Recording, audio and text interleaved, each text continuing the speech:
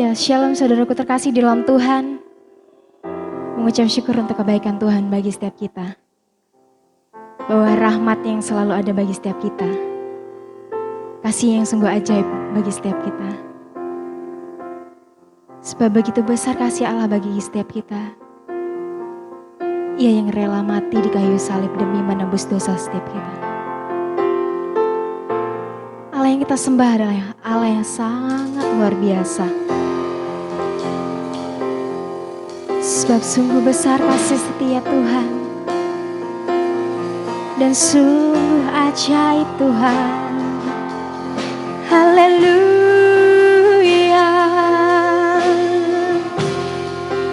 Engkau baik Yesus. Oh, Engkau memberkati kami. Engkau pulihkan hati kami Tuhan. Haleluya. Thank you Jesus. Oh Jesus. Kami bersyukur. Haleluya.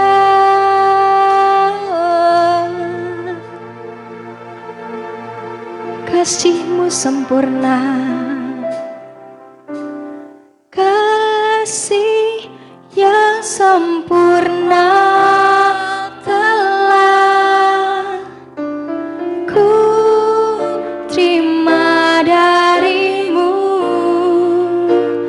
bukan karena kebaikanku, hanya karunia-Mu Kau pulihkan aku, layakkanku untuk dapat memanggil-Mu.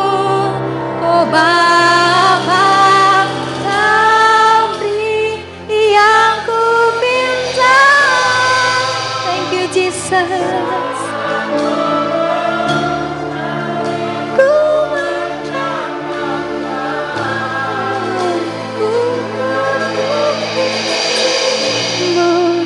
Dan Kau bukakan, sebab Kau Bapa-Ku, Bapa yang kekal. Thank you Jesus.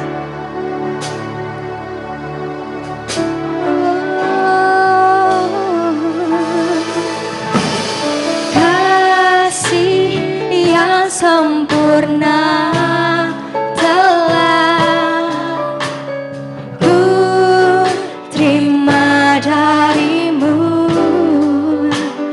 bukan karena kebaikanku, oh hanya oleh kasih karunia-Mu Engkau pulihkan aku, layakkanku untuk dapat memanggil-Mu. Oh Bapa, Kau beri yang ku pinta. Saat ku mencari, ku mendapatkan. Buka tuh pintu-Mu dan Kau bukakan, sebab Kau Bapa-Ku, Bapa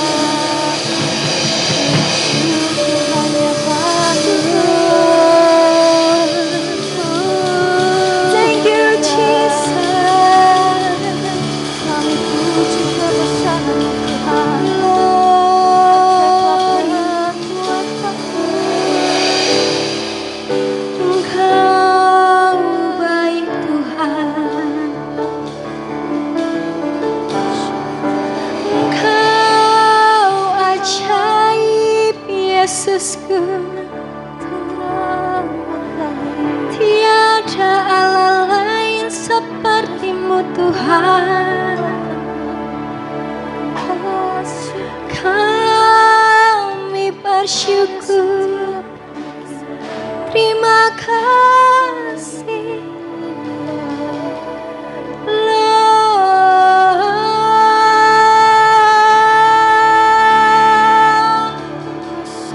Haleluya, Engkau baik, Engkau dahsyat, Engkau mulia Yesusku.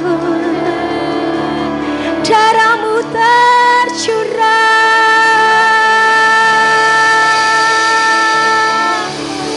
Lord Jesus, I worship You, we worship You, haleluya, haleluya, glory, glory bagi Sang Raja. Sebab sungguh besar kasih setia-Mu Tuhan. Engkau yang ajaib, Engkau yang termulia. Kasih-Mu besar, anugerah-Mu melimpah. Thank You Jesus. Engkau sungguh baik Tuhan, teramat baik, glory, oh Jesus. Engkau dahsyat, Engkau kudus Tuhan, oh yeah. Engkau baik Tuhan, Engkau ajaib, Jesus, oh Jesus, haleluya. Kami bersyukur Tuhan, kami ada karena-Mu Tuhan, oh Jesus, haleluya.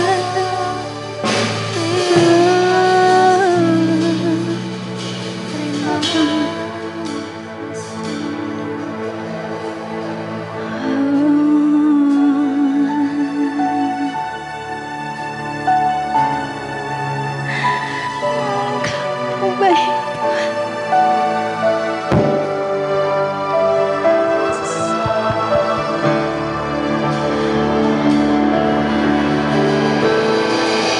Asyik Kau Tuhan,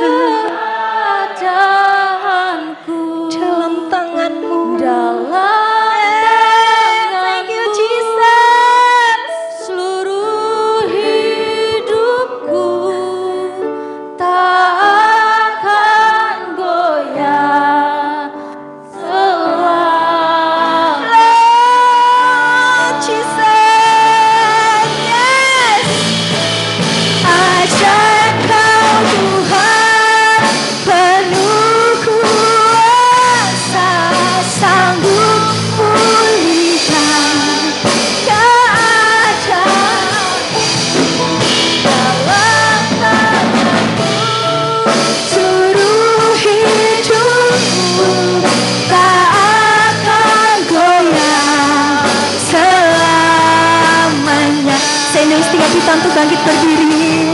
Haleluya. Ajar kau Tuhan penuh kuasa, memulihkan keadaanku dalam tanganmu.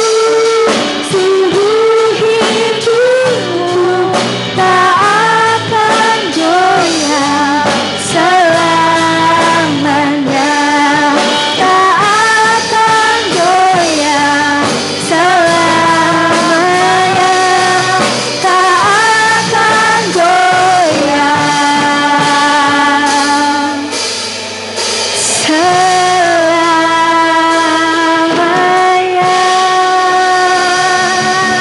Berikan kemuliaan ini bagi Allah kita. Haleluya.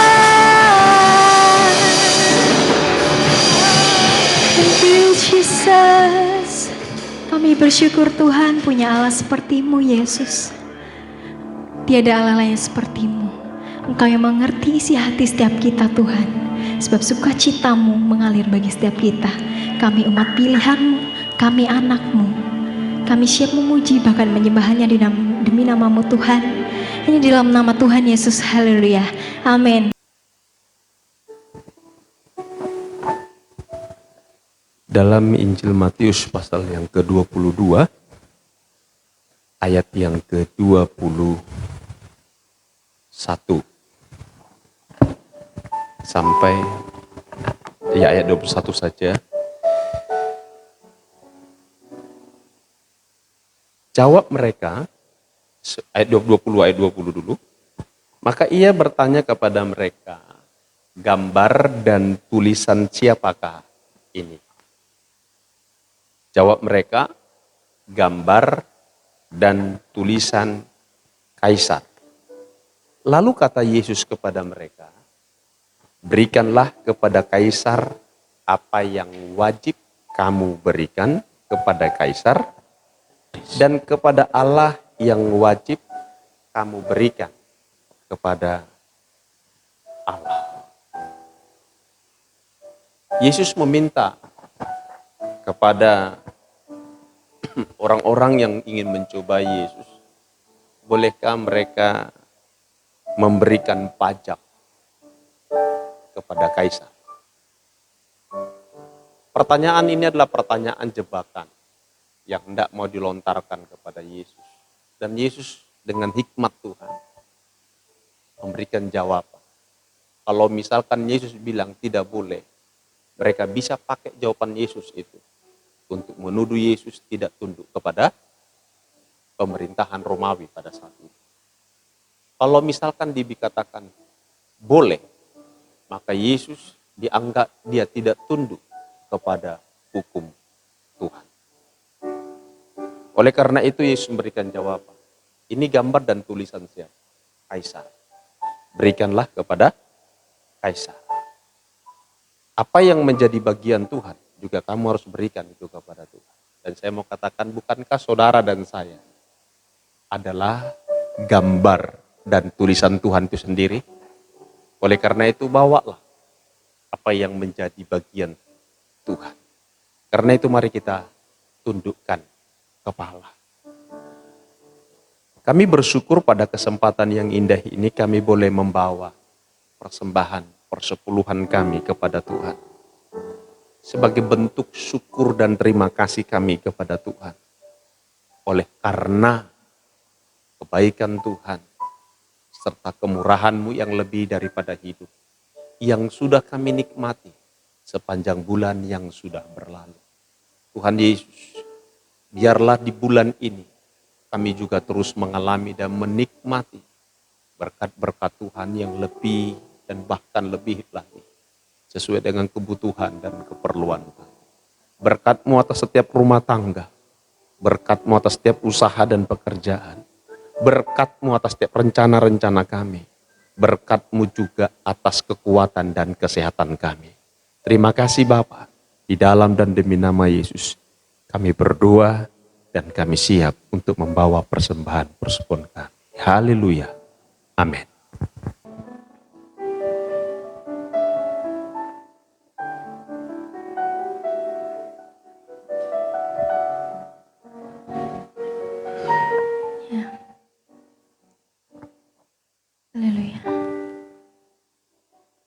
Siapkan hati setiap kita. Hati-hati yang siap menerima semua firman Tuhan yang akan menjadi rema di dalam hidup kita.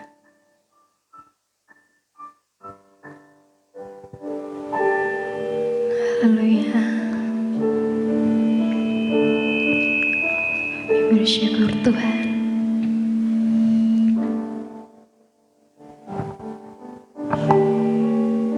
Sebab oleh karena kuasa darah-Mu Tuhan mengalir bagi setiap kami,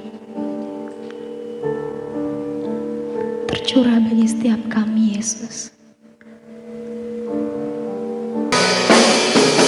Saat ku masuk ke hadirat-Mu, bawa persembahan ke tempat kudus-Mu. Pujian ku naikkan, sembah ku berikan bagi-Mu Allah yang mulia. Kau layakanku Tuhan. Kau layakanku menghampirimu, melihat tata kemuliaan-Mu Tuhan. Pujian ku naikkan, sembah ku berikan bagi-Mu Allah yang mulia. Oleh kuasa darah-Mu, Kau terus bersatu. Kemuliaan-Mu melingkupiku, kasih-Mu mengalir, memulihkan hidupku. Sungguh besar anugerah-Mu, Kau selamatkan hidupku. Ku menjadi ciptaan yang baru oleh kuasa darah-Mu.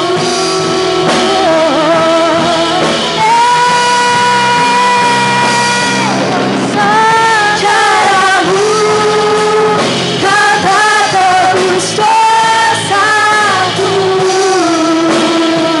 Kekudusan-Mu melingkupiku, kasih-Mu mengalir, memulihkan hidupku. Sungguh besar anugerah-Mu, Kau selamatkan hidupku. Ku menjadi ciptaan yang baru oleh kuasa darah-Mu.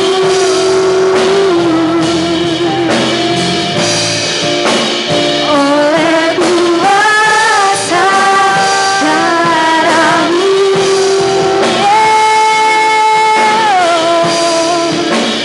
Oleh kuasa darah-Mu.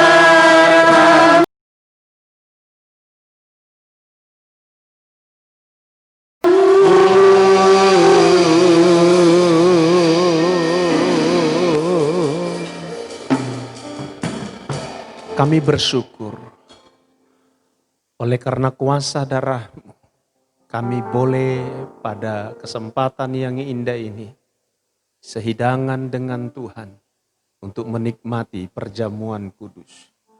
Kami bersyukur kepada-Mu, darah-Mu yang kudus itu adalah bukti akan kasih dan cinta-Mu yang hebat dan dahsyat dalam hidup kami.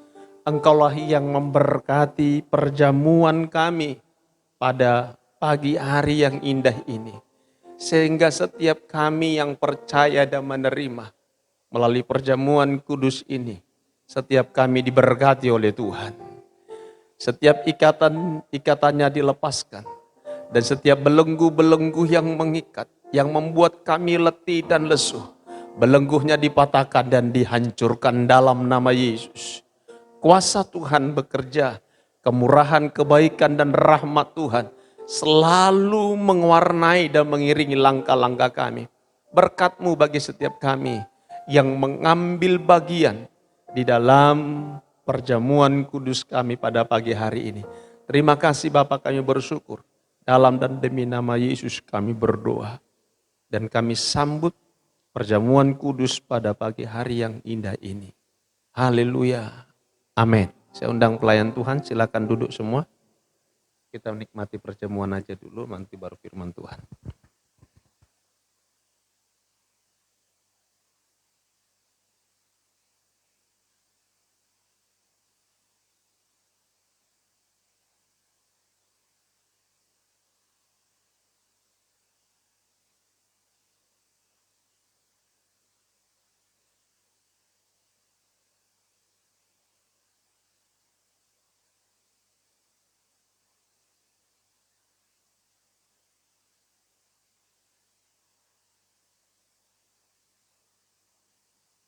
Nah, saudaraku yang terkasih dalam Tuhan, bagi kita perayaan korban itu sudah selesai. Orang Yahudi pun juga tidak melakukan itu. Saudaraku yang terkasih dalam Tuhan, apa yang mereka lakukan itu sebenarnya gambaran atau cerita tentang korban Kristus. Korban Kristus yang dimana dia mati menggantikan saudara dan saya. Ada amin? Menggantikan saudara dan saya. Sebenarnya saudara lah yang harus disembelih. Ishak lah yang harus disembelih, tapi Tuhan mengganti dengan kambing domba jantan. Saudaraku yang terkasih di dalam Tuhan, sebenarnya saudara lah yang harus mati, tapi oleh karena kasihnya yang begitu besar, Allah Bapa memberi anaknya yang tunggal untuk menggantikan saudara mati menebus segala dosa dan pelanggaran kita. Haleluya. Dan oleh karena itu pada pagi hari ini kita mengangkat roti seidangan dengan Tuhan. Ini saudaraku yang terkasih dalam Tuhan, saya mau katakan kepada saudara. Kita melakukan ini karena kita percaya. Dia sudah mati buat saudara, dia sudah menebus saudara. Dan perjamuan kudus ini sebagai bentuk kasih Tuhan yang hebat dan dahsyat dalam hidup saudara. Ada amin? Dan oleh karena itu saya mau mengajak setiap saudara dan saya. Biarlah hidupmu menjadi roti yang terpecah, anggur yang tercurah, untuk kesaksian bagi nama Tuhan. Mari kita angkat tangan kita, roti yang ada di tangan kanan saudara tinggi di atas kepala, dan dengarkanlah firman Tuhan sebelum kita memakannya. Sebab apa yang telah kuteruskan kepadamu, telah kuterima dari Tuhan, yaitu bahwa Tuhan Yesus pada malam waktu ia diserahkan mengambil roti. Sesudah itu ia mengucap syukur atasnya, ia memecah-mecahkan dan berkata, inilah tubuhku yang diserahkan bagi kamu, perbuatlah ini menjadi peringatan akan aku. Bukankah roti yang ada di tangan kanan kita ini adalah merupakan persekutuan dengan tubuh Kristus? Amin. Mari kita makan dalam nama Yesus.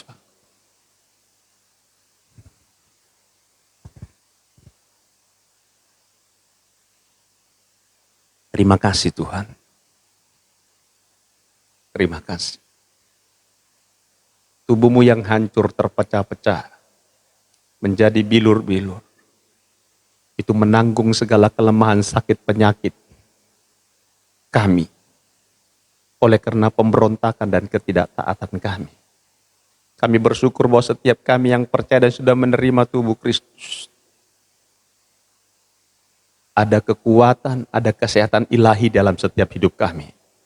Setiap sakit penyakit yang berbentuk apapun, kami tolak, kami patahkan, dan kami hancurkan dalam dan demi nama Yesus. Baik dari hidup kami, dari keluarga kami, dari orang-orang yang kami kasih dan kami cintai. Terima kasih Bapakku, bersyukur.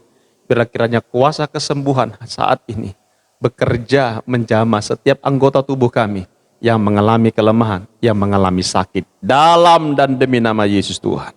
Sekarang angkatlah cawan yang ada di tangan kananmu tinggi di atas kepala dan dengarkan firman Tuhan. Demikian juga ia mengambil cawan sesudah makan lalu berkata, cawan ini adalah perjanjian baru yang dimeteraikan oleh darahku. Perbuatlah ini setiap kali kamu minumnya menjadi peringatan akan aku. Bukankah cawan-cawan syukur yang ada di tangan kanan kita ini adalah merupakan persekutuan dengan darah Kristus? Amin. Mari kita minum dalam nama Yesus. Haleluya. Yesus, terima kasih. Terima kasih Tuhan buat darah-Mu yang tercurah. Darah-Mu yang tercurah itu mengampuni segala dosa kami. Dulu, sekarang, dan untuk yang akan datang. Sekali untuk selama-lamanya. Sehingga kami boleh disebut sebagai anak-anak Tuhan. Kami boleh disebut sebagai warga kerajaan surga. Kami boleh disebut sebagai keluarga Allah. Terima kasih Bapak, kami mengucap syukur oleh karena darah-Mu yang kudus. Setiap kami diberikan jaminan hidup yang kekal. Dan itulah yang menjadi bagian kami. Dan darah-Mu juga. Itu yang memelihara, melindungi, dan menjagai setiap kami. Keluar dan masuk kami. Tanda darah Yesus ada atas setiap kami. Sehingga setiap tulah dan kutuk itu tidak akan kena atas setiap kami. Baik atas hidup kami pribadi, rumah tangga, usaha, pekerjaan, studi kami. Dan juga masa depan kami. Terima kasih Bapak. Di dalam dan demi nama Yesus. Kami berdoa dan mengucap syukur. Haleluya. Amin. Silakan duduk.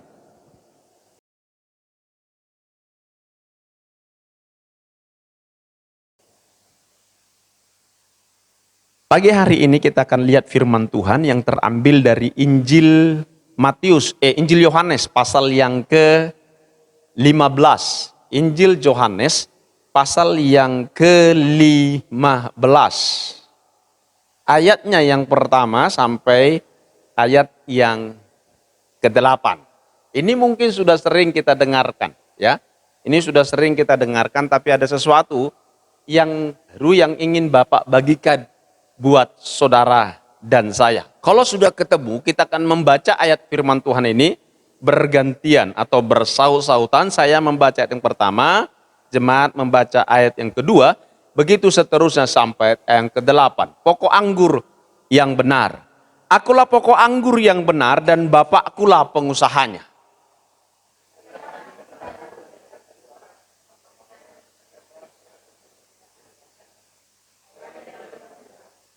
Kamu memang sudah bersih karena firman yang telah kukatakan kepadamu.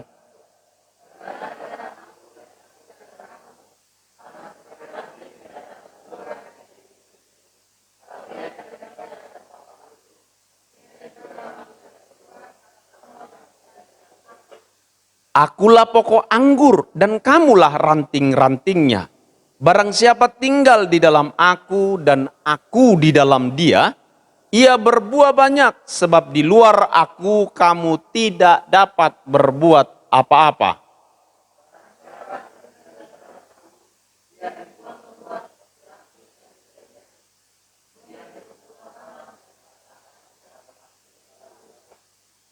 Jikalau kamu tinggal di dalam aku dan firmanku tinggal di dalam kamu, mintalah apa saja yang kamu kehendaki dan kamu akan menerimanya.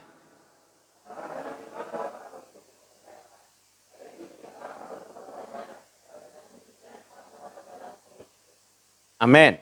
Dari pembacaan kita ini ada dua bagian yang ingin Bapak jelaskan. Bagian yang pertama adalah apa yang membuat kita tidak berbuah banyak. Bagian yang kedua adalah apa yang membuat supaya kita berbuah banyak. Sekali lagi saya ulangi, dari ayat yang kita baca tadi, ada dua hal yang ingin Bapak bagikan buat kita. Yang pertama, apa yang membuat kita tidak berbuah banyak. Dan yang kedua, apa yang bisa membuat kita supaya kita berbuah banyak. Tapi sebelum kita masuk di dalam pembahasan selanjutnya, coba kita lihat dulu ayat yang ke-16. Ayat yang ke-16 dalam pasal yang sama, Yohanes pasal yang ke-15, ayat yang ke-16. Sudah ketemu? Kalau sudah ketemu, sama-sama kita baca. 3, 2, ya. Bukan kamu yang memilih aku, tetapi akulah yang memilih kamu. Dan aku telah menetapkan kamu, supaya kamu pergi dan menghasilkan buah.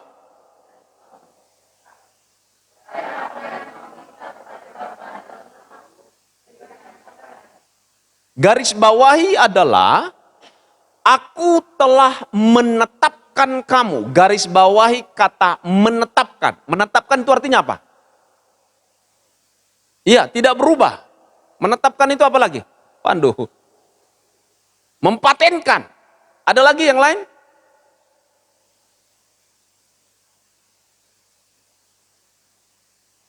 Septian. Memastikan. Mendeklarasikan. Atau saya mau katakan lebih jelas lagi, itu benar yang kalian bilang. Saya bilang, Tuhan menakdirkan. Saudara tahu takdir? Takdir dengan nasib, saudara tahu bedanya apa? Kalau nasib, itu bisa berubah. Amin. Tapi kalau takdir, itu tidak bisa berubah. Contohnya apa? Laki-laki, perempuan, itu takdir. Saya dilahirkan saya ditetapkan ketika saya lahir sebagai laki-laki. Atau ditakdirkan, menandaskan, menegaskan, memastikan. Dan itu tidak pernah bisa berubah. Itu namanya takdir. Tapi nasib, bisa berubah enggak? Mungkin saya lahir, orang kaya 7 turunan.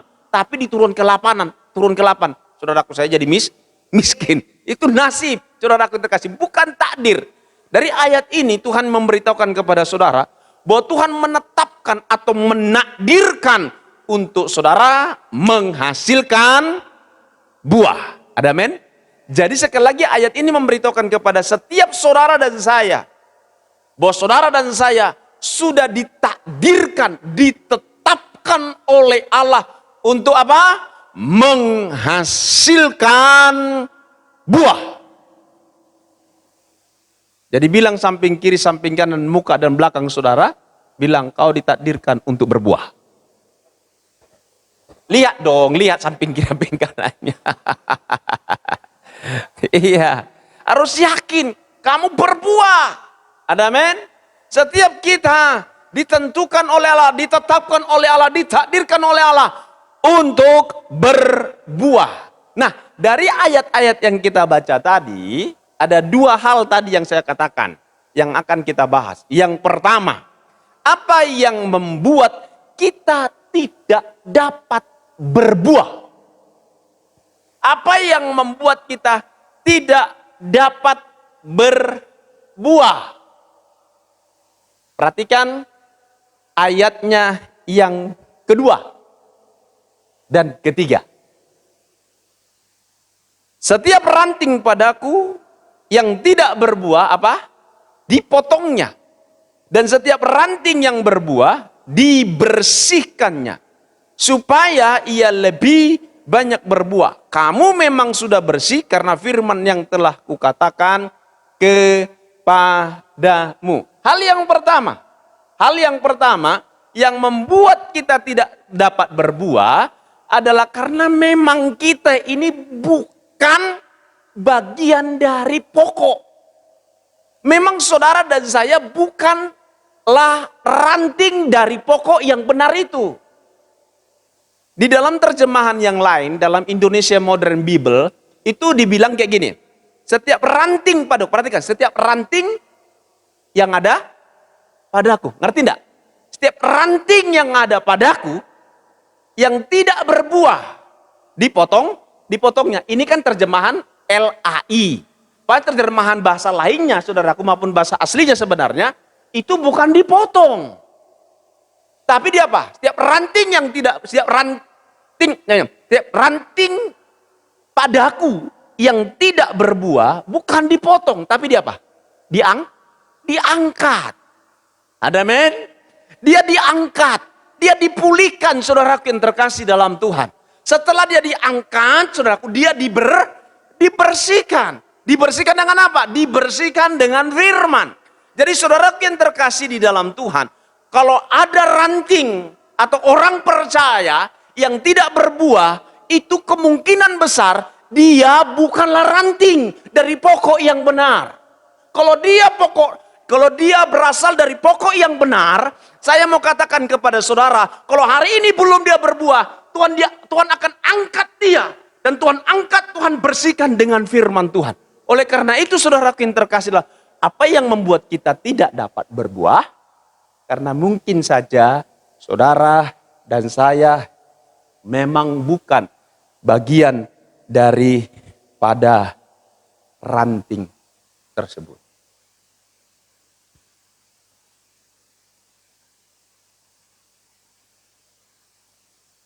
Saya baca dulu ya dalam terjemahan Indonesia Modern Bible-nya supaya kita lebih memahaminya. Yohanes pasal yang ke-15 ayat yang kedua. Dikatakan di sana begini.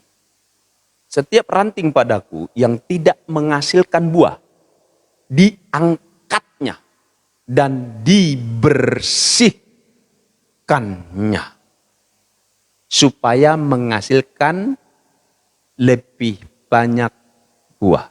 Perhatikan, kalau memang kita adalah ranting Tuhan, Tuhan ketika saudara belum berbuah, bukan dipotong, tapi saudara akan diangkat dan dibersihkan oleh Tuhan melalui apa? Firman Tuhan. Artinya apa saudaraku dalam kasih dalam Tuhan?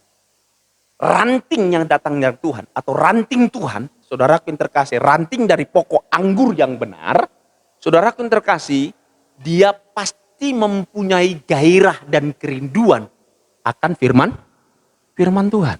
Karena jelas bilang gini, ranting yang ada padaku yang tidak berbuah, diangkat dan dibersihkan. Dibersihkan dengan apa?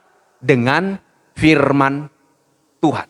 Jadi saudaraku yang terkasih dalam Tuhan, tanda kalau kita adalah rantingnya Tuhan, saudaraku yang terkasih dalam Tuhan, kita pasti, mungkin hari ini kita belum berbuah, tetapi saudaraku, kita tidak akan berhenti di sana. Kita akan mengizinkan Tuhan untuk membersihkan diri kita, apa yang membuat kita dapat berbuah, yaitu dengan firman. Jadi tanda bahwa kita ini rantingnya Tuhan, saudaraku yang terkasih, yaitu dalam hidup kita ada sebuah gairah, ada sebuah kerinduan akan firman Tuhan. Coba jujur dalam hati saudara. Saudara tidak perlu angkat tangan, saudara tidak perlu berikan jawaban kepada saya. Tapi coba tanya dengan dirimu sendiri. Adakah saudara masih tetap memiliki kerinduan dan gairah untuk mendengarkan, membaca firman Tuhan? Itu sebuah pertanyaan yang besar. Saudaraku yang terkasih, kalau ranting yang bukan dari Tuhan, dia tidak akan pernah memiliki sebuah kerinduan atau kesukaan akan firman Tuhan. Sebab ranting yang suka dengan firman Tuhan, itu artinya apa saudara? Yang menjadikan firman jadi sebuah kesukaan.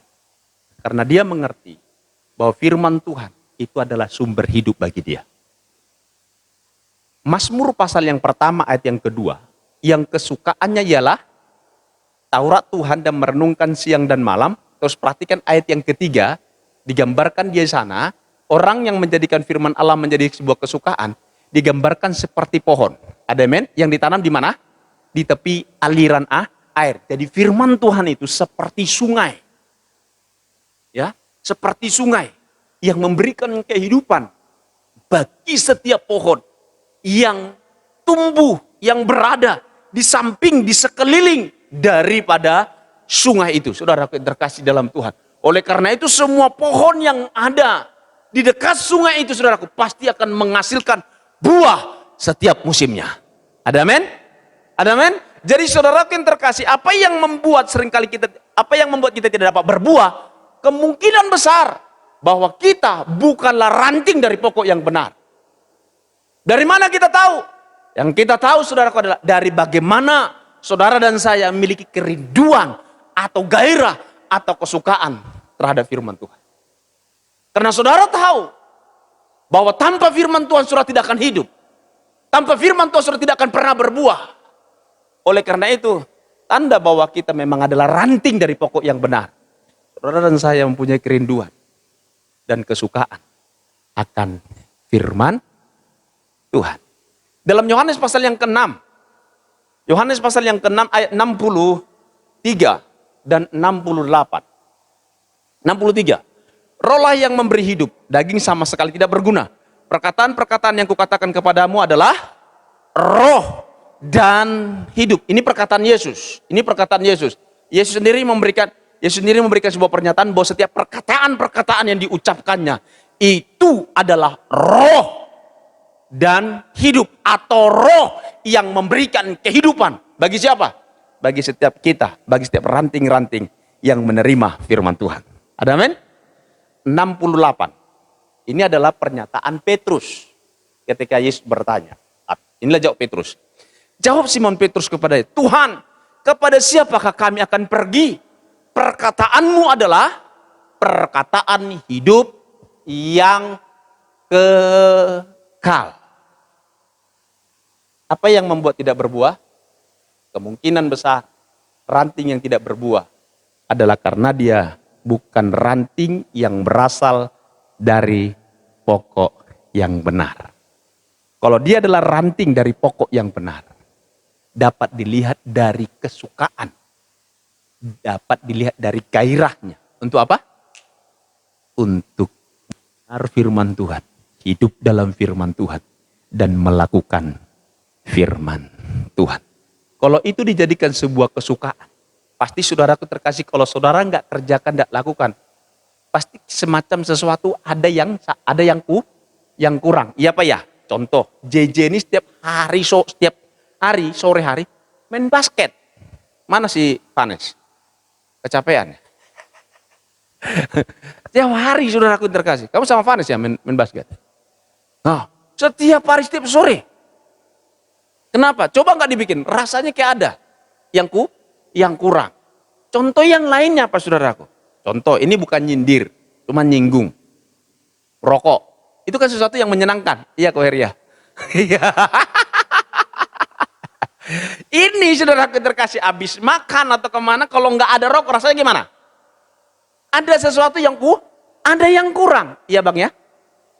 Iya, selalu ada yang kurang. Saya kalau juga setiap sore, saya biasanya nge-gym treadmill, saudaraku terkasih.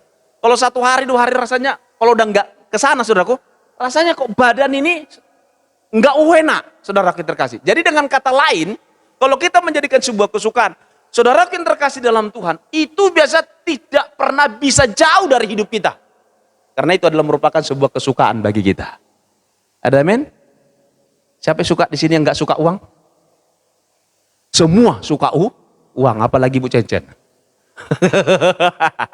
Benar tidak saudara terkasih dalam Tuhan? Jadi oleh dengan kata lain saudaraku, kita tidak pernah mau lepas dari apa? Namanya uang. Kalau dia lepas, bagaimana selanjutnya? Untuk mendapatkan lagi, menangkapnya lagi. Benar apa benar? Nah saudaraku yang terkasih, ranting yang benar, yang dia berasal dari pokok yang benar, dapat dilihat dari gairah semangat kerinduannya untuk hidup dalam firman Tuhan. Amin.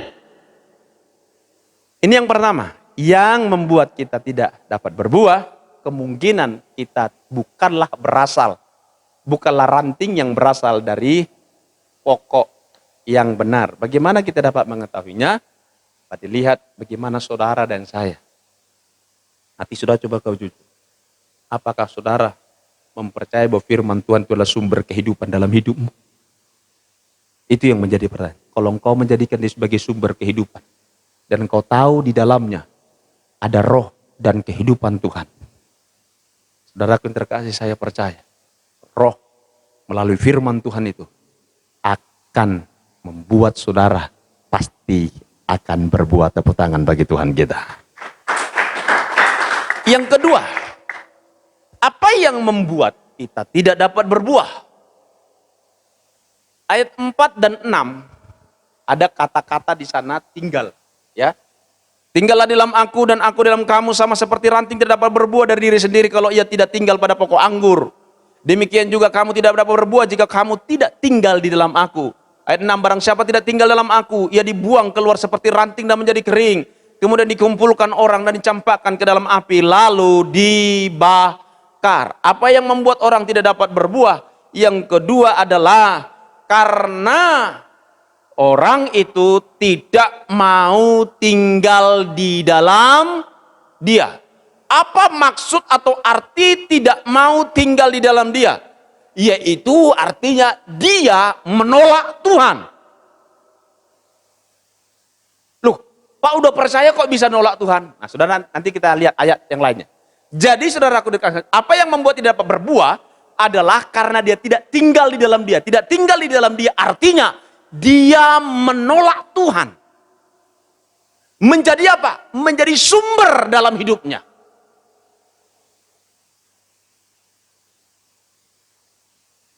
Ibrani pasalnya yang ke-10 ayat yang ke-29. Perhatikan Ibrani pasal 10 ayat yang ke-29. Banyak orang sedikit salah mengerti tentang ayat ini, tapi saya perlu meluruskan ini. Ayat yang ke-29 begini. Betapa lebih beratnya hukuman yang harus dijatuhkan atas dia. Siapa ini dia? Yaitu orang yang menolak Tuhan. Yang menginjak-injak anak Tuhan, anak Allah. Yang menganggap najis darah perjanjian. Yang menguduskannya dan yang menghina roh kasih karunia. Ayat 23. Ayat 23. Nanti kita kembali ke ayat 29 ya. 26. Nanti. Sebab jika kita sengaja berperhatikan. Sebab jika kita sengaja berbuat dosa, sesudah memperoleh pengetahuan tentang kebenaran, maka tidak ada lagi korban untuk menghapus dosa itu. Apa maksud di sini saudaraku? Sebab jika kita sengaja berbuat dosa, dosa di sini apa? Dosa di sini bukan sekedar kehendak saudara mencuri, saudara berbohong dan lain sebagainya. Bukan itu maksudnya. Sebab dengan sengaja kita berbuat dosa, ini berbicara tentang apa? Berbicara sesudah memperoleh pengetahuan tentang kebenaran. Kebenaran tentang apa? Kebenaran tentang bahwa saudara dan saya diselamatkan oleh Tuhan. Bukan karena melakukan hukum Taurat. Amin. Tapi oleh karena apa? Semata-mata oleh karena kasih karunia Tuhan. Semata-mata oleh karena anugerah Tuhan. Ibrani itu khusus diberikan kepada orang-orang Yahudi. Perhatikan saudaraku terkasih.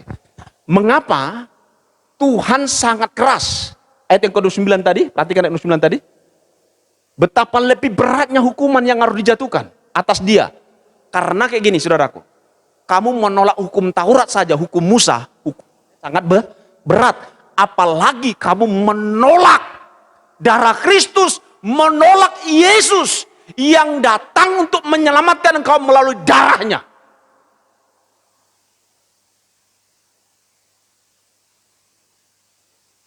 Jadi saudaraku, dosa di situ adalah dengan sengaja, adalah setelah engkau mengerti bahwa Yesus adalah Tuhan dan Juru Selamat saudara, yang sudah menyelamatkan saudara bukan karena perbuatan baikmu, bukan oleh karena kesalehanmu dan kebenaran, bukan karena engkau melakukan hukum Taurat, tapi semata-mata oleh karena anugerah dan kemurahan Tuhan. Setelah saudara mengetahui kebenaran itu, dan sekarang saudara setelah mengetahui kebenaran itu dan saudara menolaknya. Artinya tidak mengakui bahwa aku diselamatkan karena anugerah. Tapi aku diselamatkan. Dalam konteks orang Yahudi, mereka nggak kayak gini. Percaya Yesus boleh, tapi tidak cukup. Harus sunat. Percaya Yesus boleh, tapi harus apa? Disertai dengan perbuatan baik. Baru sama dengan selamat. Ngerti tidak maksudnya? Jadi saudaraku, orang-orang Yahudi yang sudah mendengar tentang Injil kasih karunia, yang sudah mendengar tentang kebenaran kasih karunia, tadi kan dibilang roh kasih karunia, saudaraku terkasih, mereka akhirnya menolak.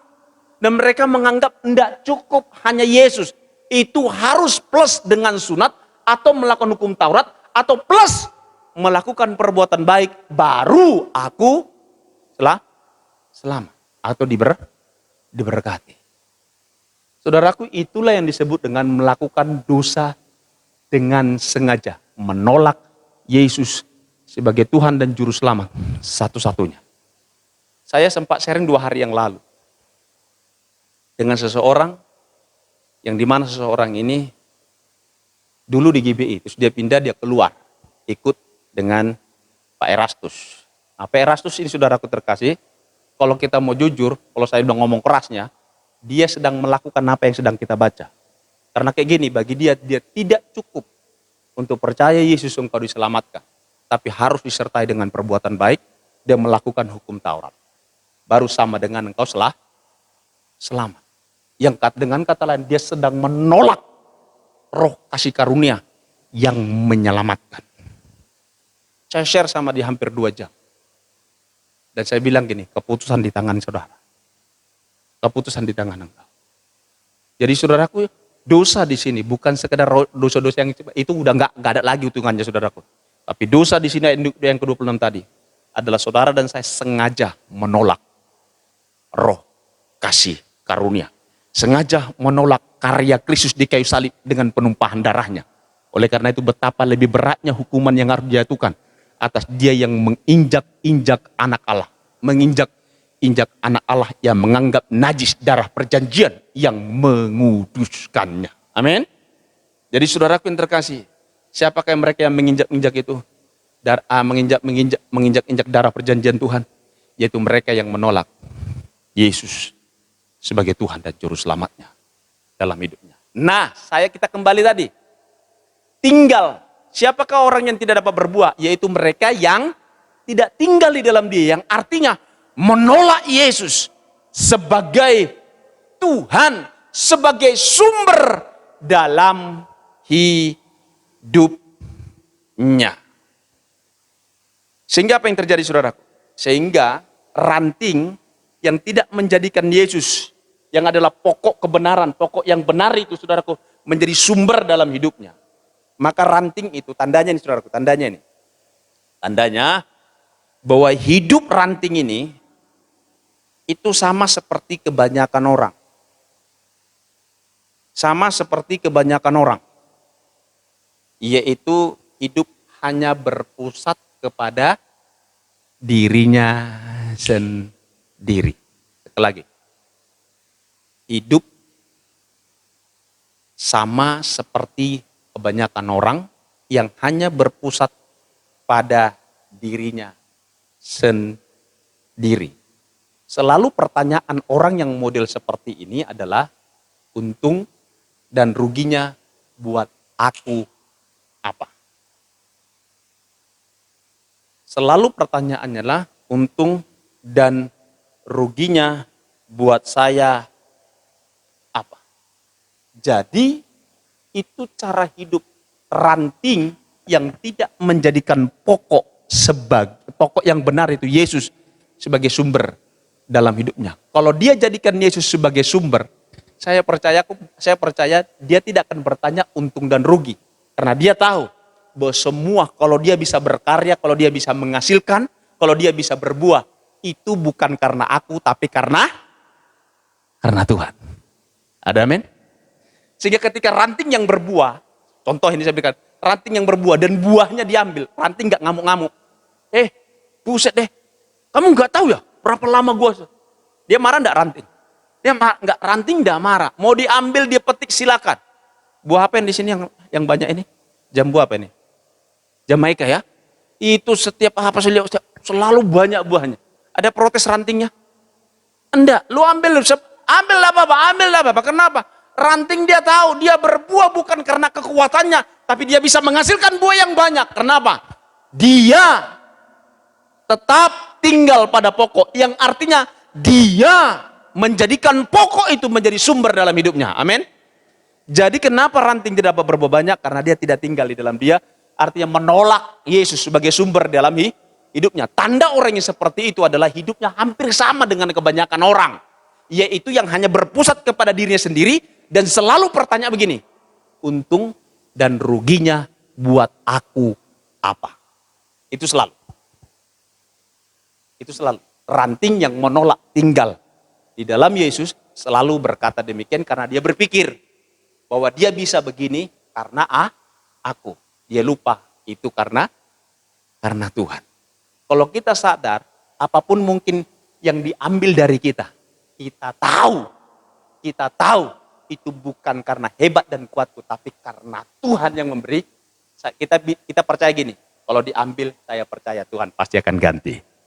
Ada amin? Ingat cerita Abraham sama Lot? Kamu ke kiri, aku kanan, kalau kamu kanan, aku kiri. Amin? Kenapa dia tidak khawatir? Karena dia tahu yang menjadi sumber berkatnya bukanlah tempat, bukanlah karena usaha dan kekuatannya, tapi karena apa? Karena Tuhan. Jadi mari, saudaraku, jadikan dia menjadi pokok sebagai sumber dalam hidup kita.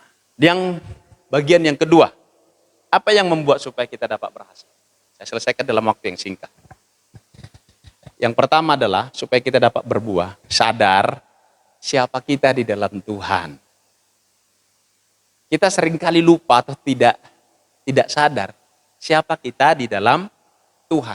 Tadi firman Tuhan mengatakan bahwa saudara dan saya ini adalah ranting dari pokok yang benar. Sama-sama bilang begini, aku adalah ranting dari pokok yang benar. Sama-sama ya, 2, 3 ya. Aku, ya, saudara dan saya adalah ranting dari pokok yang benar. Saudara, kenapa perlu kita mengucapkan atau perlu sadar tentang itu? Karena saya punya keyakinan gini, kepercayaan yang benar akan menghasilkan apa? Kepercayaan yang benar itu akan menghasilkan kehidupan yang benar. Contoh, saudaraku yang terkasih, saudara ini lahir sebagai manusia. Saudara disebut sebagai manusia karena saudara lahir sebagai manusia atau karena saudara mengerjakan atau melakukan pekerjaan manusia? Mana yang benar? Mana yang benar? Karena kita lahir sebagai manusia. Kita harus perlu tahu ngerti itu. Jadi dengan kata lain begini, kalau ini kan kepercayaan yang benar, aku disebut sebagai manusia karena aku lahir manusia. Sehingga apa saudaraku terkasih, kalau engkau ngerti kau lahir sebagai manusia, sehingga adalah hal yang wajar, hal yang normal kalau engkau melakukan hal-hal yang dilakukan oleh manusia. Saudaraku yang terkasih, kalau kita tidak ngerti kayak ginian, itu menjadi masalah. Karena kita punya kepercayaan yang salah, akhirnya akan melahirkan kehidupan yang salah. Saya berikan contoh, saudara pernah nonton film Tarzan ya?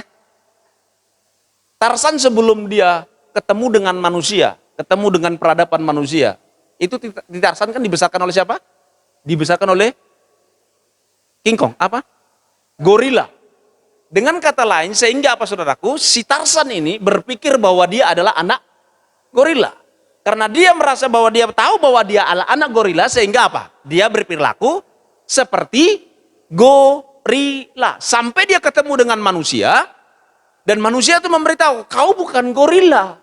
Memang kamu tinggal bersama-sama dengan gorila sama ini, kamu ada bersama dengan mereka dan kau hidup, tapi kau bukan gorila, kamu manusia. Setelah itu diajarilah kepada dia, ya, ini loh perilaku manusia seperti ini. Oh, akhirnya dia sadar bahwa aku manusia bukan gorila. Itulah yang mempengaruhi perilakunya menjadi manusia. Nah, saudaraku terkasih mengatakan, bagaimana kita berbuat banyak? Sadarlah bahwa saudara ini ranting dari pokok yang benar. Ada amin? Sadarlah bahwa saudara saya ini adalah ranting dari pokok yang benar. Sadarlah bahwa saudara adalah anak-anak Tuhan. Perhatikan ini. Ini beda. Berapa banyak kita agama mengajarkan, termasuk agama Kristen. Kebanyakan. Mengajarkan gini, kamu hidup benar, kamu hidup kudus, supaya apa? Supaya kamu diakui anak. Itu salah. Yang benar kamu adalah anak Tuhan, oleh karena itu engkau hiduplah sesuai dengan kodratmu sebagai anak Tuhan. Jadi gini, kepercayaan yang benar akan menghasilkan kehidupan yang benar. Jadi engkau berbuat baik bukan supaya diakui sebagai anak Tuhan, tapi justru sebaliknya, karena engkau anak Tuhan, maka sewajarnya engkau berbuat baik. Jadi bagaimana supaya saudara dan saya dapat berbuat banyak? Sadarlah bahwa saudara ranting dari pokok yang benar. Dan percayalah, engkau ranting dari pokok yang benar, engkau pasti akan menerima kehidupan dari kehidupan yang benar. Yang kedua, terakhir, kata tinggallah dalam ayat ini, dalam ayat yang kita baca itu ada 7 kali, diulang-ulang. Jadi sangat penting itu. Tinggallah artinya membiarkan atau mengizinkan kehidupan Tuhan terus menerus memenuhi hidup kita. Sekali lagi kata tinggallah artinya saudara membiarkan atau mengizinkan kehidupan Tuhan terus menerus memenuhi hidup kita. Kita tinggal hanya menerima kehidupan dari pokok itu. Selama saudara menerima kehidupan dari pokok, nutrisi, zat-zat yang kau butuhkan, saudaraku terkasih, maka saya mau katakan kepada saudara, ranting nggak perlu bergumul. Ranting tidak perlu bersusah payah untuk menghasilkan buah selama ranting ini menerima kehidupan dari pokok. Amin. Menerima kehidupan dari pokok. Nah, caranya bagaimana kita membiarkan atau mengizinkan kehidupan Tuhan terus menerus memenuhi hidup kita?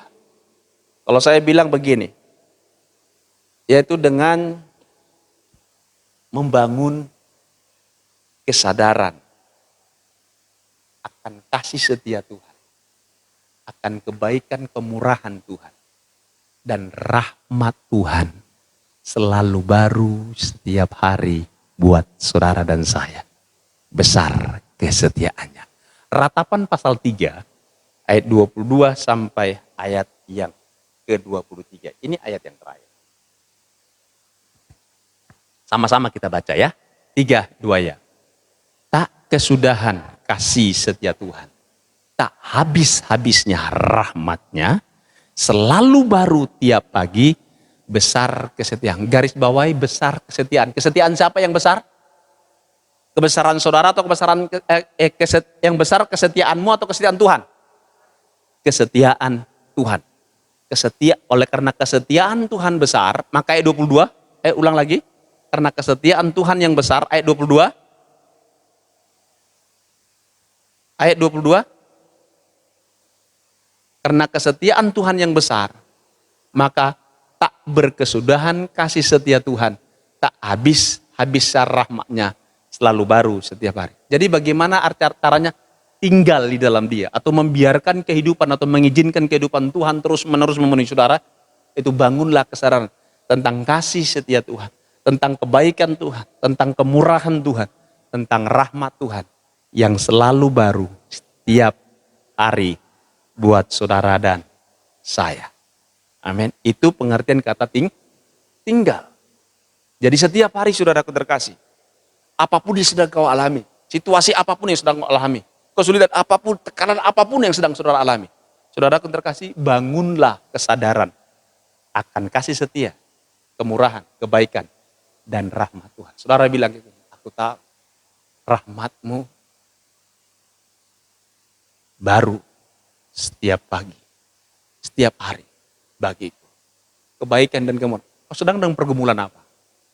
Saudara sedang dalam tekanan apa? Saudara tinggal saudara katakan, Tuhan, aku butuh kebaikanmu dalam kesulitan yang sedang kuhadapi. Tuhan, butuh pimpinanmu di dalam keputusan yang sedang aku ambil. Tuhan, aku butuh keberanian untuk melangkah dalam situasi yang sulit ini. Ada amin? Jadi itu artinya saudara membangun, tinggal di dalam Dia. Artinya saudara mengizinkan, membiarkan kuasa Allah, kehidupan Tuhan mengalir dalam hidupmu dengan membangun kesadaran tentang kasih Tuhan, tentang kebaikan Tuhan, kemurahan Tuhan, dan rahmat Tuhan selalu baru setiap hari buat saudara. Ketika Ciwiwi jual apa di sana? Jeruk, buah, kerupuk di sana. Ciwiwi bilang, Tuhan terima kasih, rahmatmu baru buat aku. Aku tahu berkat-Mu Engkau sudah sediakan buatku hari ini. Ada amin? Siapapun saudara, kerjakan dan lakukan. Kamu baru buka toko, ya, kau juga bisa mengucapkan itu. Tuhan terima kasih. Artinya deh, percaya saudara.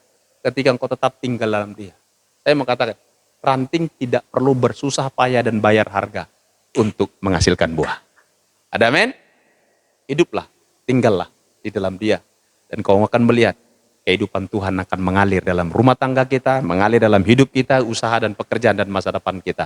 Tuhan Yesus memberkati. Tepuk tangan yang paling meriah bagi Tuhan kita. Haleluya. Mari kita tundukkan kepala kita berdoa. Terima kasih. Hamba-Mu sudah menyampaikan apa yang menjadi isi hati-Mu. Kiranya Tuhan yang memberkati setiap umat-Mu. Aku berdoa bahwa setiap umat-Mu adalah ranting-ranting dari pokok yang benar, yang akan menghasilkan buah, yang oleh karenanya nama Tuhan dipermuliakan. Dan biarlah setiap kami yang adalah ranting-ranting dari pokok yang benar, kami terus memiliki dan menanamkan rasa lapar dan haus akan kebenaran firman Tuhan. Hidup dan tinggal di dalamnya. Dan menikmati semua hal-hal yang baik yang sudah Tuhan sediakan bagi kami untuk berbuah. Berkat-Mu atas setiap umat-Mu. Biarlah umat-Mu mengalami dan menikmati pengalaman-pengalaman yang baru bersama-sama dengan Tuhan. Biarlah kehidupan Tuhan itu terus mengalir dan memenuhi hidup mereka. Sepanjang bulan ini, 31 hari dalam satu bulan, 24 jam dalam satu hari, dan 60 menit di dalam setiap jamnya. Tuhan, kehidupan-Mu nyata di tengah-tengah kehidupan ranting-ranting yang berasal dari Engkau. Terima kasih Bapa, ku bersyukur kepada-Mu, berkat-Mu atas setiap kami, dalam nama Yesus berdoa, haleluya, amin. Mari kita tundukkan kepala. Segala pujian, hormat, kemuliaan, kebesaran, puja dan puji bagi Bapa di surga dalam nama Yesus, yang sudah hadir dan memberkati ibadah ini dari awal, pertengahan, hingga pada akhirnya. Sebentar kami mau pulang, kami berdua terus menyerahkan bangsa dan negara dan kota kami. Biarlah kiranya Tuhan memberkati, serta shalom-Mu memerintah di atasnya. Nama Tuhan dipermuliakan. Aku juga berdoa buat seluruh jemaat Tuhan yang tidak dapat hadir bersama dengan kami hari ini, dimanapun mereka berada. Tangan Tuhan terkedang dan menjamah hidup mereka dalam nama Yesus. Dan juga kami berdoa buat tempat di mana kami beribadah. Tuhan memberkati lingkungan di sekitarnya. Dan juga Tuhan memberkati kolam renang Taman Palam Indah ini. Dalam dan demi nama Yesus, berkat-Mu ada di atasnya. Dan juga Tuhan memberkati Ibu Jenjen. Berikan dia hikmat, kemampuan, dan kecakapan. Tuhan menolong dan membantu dia dalam hal-hal yang perlu dikerjakan dan diperbuat. Dan juga dalam rencana-rencana ke depannya. Makasih Tuhan. Dan setiap kami yang sudah mengambil bagian pada pagi hari ini, biarlah kiranya Tuhan memberkati kami. Mari umat Tuhan, angkatlah kedua tangan-Mu dan terimalah berkat Tuhan. Tuhan memberkati, melindungi, menjagai, bahkan yang menyertai keluar dan masuk-Mu. Tuhanlah yang membuat engkau berhasil dan beruntung dalam segala usaha, pekerjaan, pelayanan, pendidikan, rumah tangga, dan juga rencana-rencana-Mu ke depan. Tuhanlah yang menjauhkan dan melepaskan engkau dari segala mara bahaya, dan juga dari segala kedahsyatan malam. Damai sejahtera, sukacita melampaui segala akal itu terus memerintah hati dan pikiranmu. Darah Yesus menutup bungkus dan menudungi kita, serta para malaikat Tuhan berkemar di sekeliling kita, menjagai, mengulbakan, turut membantu dan melayani kita. Terimalah berkat ini dalam nama Bapa, Putra dan Roh Kudus, yaitu dalam nama Tuhan kita Yesus Kristus. Yang percaya sudah diberkati oleh Tuhan. Bersama saya katakan, amin. Selamat pagi, Tuhan Yesus memberkati.